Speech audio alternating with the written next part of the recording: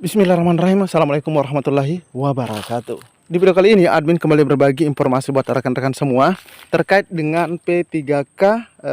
Di sini admin akan bagikan informasi terkait dengan P3K di tahap 1 maupun di tahap 2. Jadi rekan-rekan semua, baik rekan-rekan yang sudah dinyatakan lulus, silahkan disimak informasinya. Dan buat rekan-rekan yang belum lulus, tolong disimak juga. Dan teman-teman yang dalam proses pendaftaran, silahkan juga menyimak. Oke? Jadi info komplit. Oke, jadi silahkan disimak videonya dengan baik. Jangan di skip agar tidak salah dalam memahami informasi yang admin bagikan. Jika ada suara-suara berisik, mohon diabaikan saja. Oke, di sini admin mendapatkan info terbaru di hari ini. Ini dari BKN, teman-teman ya. Nah, kita sudah berada pada media sosial resmi daripada BKN. Nah, ini 2 jam yang lalu. Buat teman-teman, kita bagikan informasi buat peserta di tahap 2. Yang mana jadwal baru batas akhir pendaftaran untuk pelamar seleksi P3K 2024 tahap 2. Jelas ya, tahap 2. Selesaikan proses pendaftaran sebelum habis batas waktunya. Nah, kalau kita ketahui di jadwal sebelumnya itu sampai tanggal 31. Namun 2 jam yang lalu telah dirilis surat. Ini surat dengan nomor 11.000 sekian tahun 2024. Seleksi P3K tahap 2 untuk tenaga non ASN masih dibuka hingga 7 Januari. Nah, jelas ya, hingga 7 Januari 2024 teman-teman ya. Nah, ini 7 Januari 2024 sampai pukul 23.59. Jelas ya. Jadi ini informasinya, informasi update di hari ini. Jadi teman-teman yang belum mendaftar silahkan mendaftar, terkhusus yang dinyatakan TMS karena seleksi administrasinya. Unggah foto diri dan kartu tanda penduduk. Unggah foto diri dan kartu tanda penduduk. Nah, ini ada link. Ini link pendaftarannya teman-teman ya. Sebenarnya kalau kita lihat ini link pendaftaran SSCASN. Oke, teman-teman ya. Oke, nah ini sebelumnya disampaikan 2 hari yang lalu bahwa akan ditutup secepatnya, namun ternyata mengalami perubahan. Oke, ini informasi buat teman-teman yang dalam proses pendaftaran, khususnya yang peserta di tahap 2. Nah, oke teman-teman ya. Dan kita lanjut ke informasi peserta tahap 1. Nah, ini sebenarnya kabar gembira teman-teman ya. Kalau kita lihat dari judul yang telah dibagikan di sini dari media ini, di mana BKN sebut tak ada kode TL di pengumuman. Nah, kita tahu bersama-sama arti daripada kode TL yaitu tidak lulus. Itu tidak ada kita temukan teman-teman ya. Admin juga sudah cek beberapa pengumuman dari beberapa instansi, itu tidak ada. Nah, kelulusan P3K tahap 1 muncul pertanyaan, semua honorer lulus? Kan tidak ada TL teman-teman ya. Oke, kita baiknya menyimak bersama-sama. BKN menyampaikan tidak ada kode TL alias tidak lulus di dalam pengumuman kelulusan P3K tahap 1.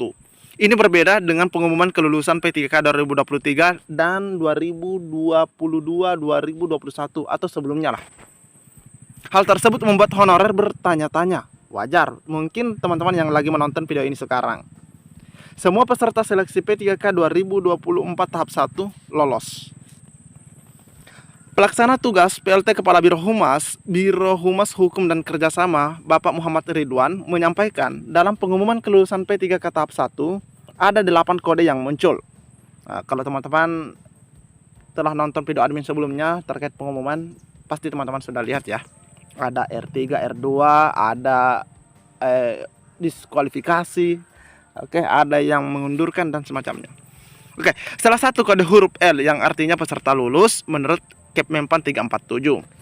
Jadi hanya yang terdapat huruf L lolos ke pemberkasan NIP P3K. Ini disampaikan Pak Ridwan. Jadi yang misalnya kode R3 garis miring L, R2 L, atau bahkan mungkin ada yang R4 L ya nanti. Nah, ini yang lolos untuk pemberkasan NIP P3K. Dia mengungkapkan kabar gembiranya karena banyak honor K2 yang lolos pemberkasan. Nah, sebab hal itu sesuai dengan amanat Undang-Undang Nomor 20 Tahun 2023 tentang ASN, yakni menuntaskan K2 dan non ASN yang ada dalam database BKN atau yang sudah ada dalam pendataan, teman-teman ya. Lebih lanjut dikatakan, selain kode L ada penandaan status mereka. Nah ini ya, nah ini R2, R3, R4 hingga DIS. DIS itu diskualifikasi. Oke, nah ini. Nah untuk pengisian informasi urutannya sebagaimana tertuannya dalam Kepmenpan 347. Nah ini teman-teman ya. Peserta tidak hadir dan seterusnya. TMS mengajukan pengunduran diri, diskualifikasi. Bagi honor yang kodenya TMS bisa ikut pendaftaran P3K tahap 2. Kriterianya sebagaimana tertuan dalam Kepmenpan 634 tahun 2024 diktum pertama. Pastinya teman-teman juga sudah mengecek terkait hal ini, teman-teman ya. Oke, jadi teman-teman, ini tidak ada istilah tidak lulus. Kenapa? Jadi ada besar kemungkinannya bahwa teman-teman itu yang tidak mendapatkan kode L ini itu nanti akan masuk ke paruh waktu, dan itu ditunggu saja bagaimana mekanismenya, karena kita tahu bahwa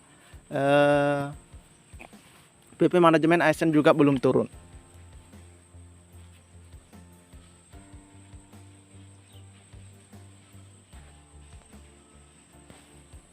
Nah lanjut lagi buat peserta tahap 2 ya, kita lanjutkan informasi dari media sosial tadi.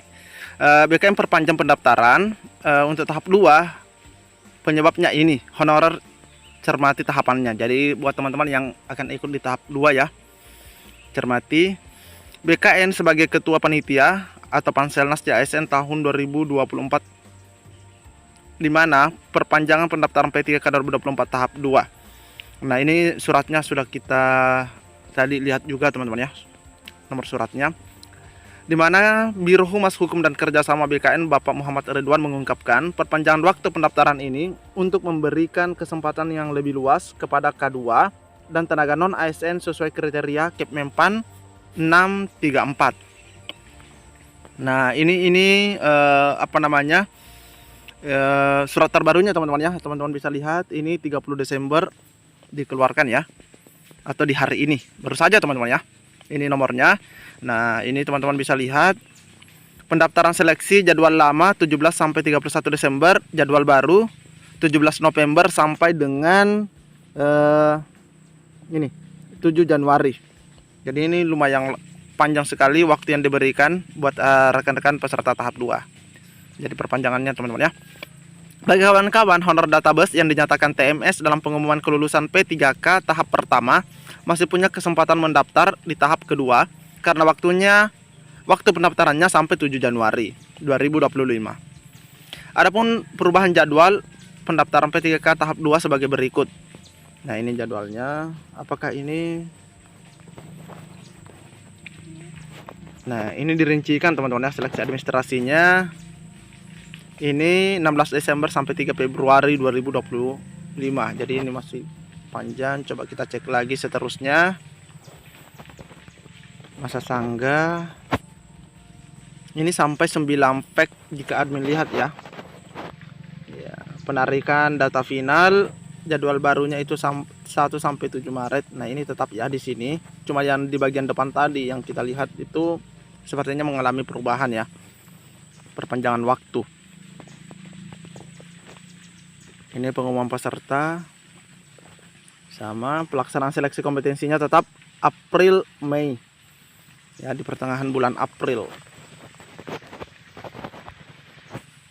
Seleksi kompetensi teknis tambahan ini bagi yang melaksanakan teman-teman ya.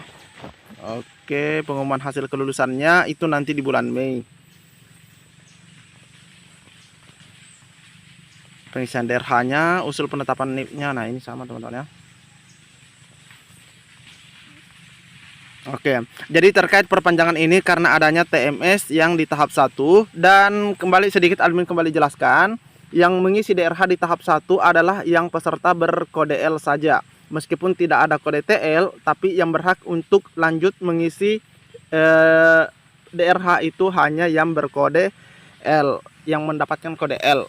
Seperti itu teman-teman ya, lulus. Jadi yang tidak mendapatkan kode L, mohon ditunggu informasi selanjutnya, informasi update-nya.